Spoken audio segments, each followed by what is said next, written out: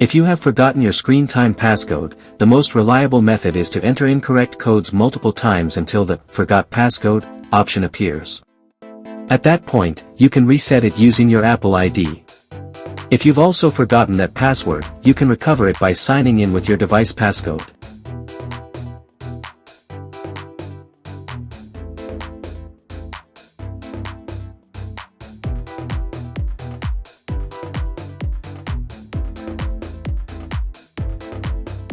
When that fails, you can put your iPhone into recovery mode and perform a restore using iTunes or Finder, which clears the screen time restrictions entirely.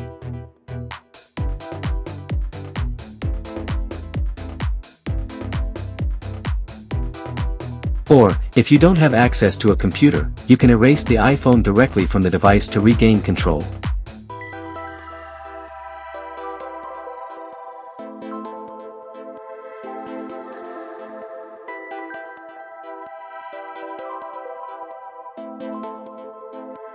But if you prefer to keep all your data intact, MagFone iPhone Unlocker is a powerful alternative. It removes the screen time passcode without needing the code and without wiping your phone, getting the job done in under a minute.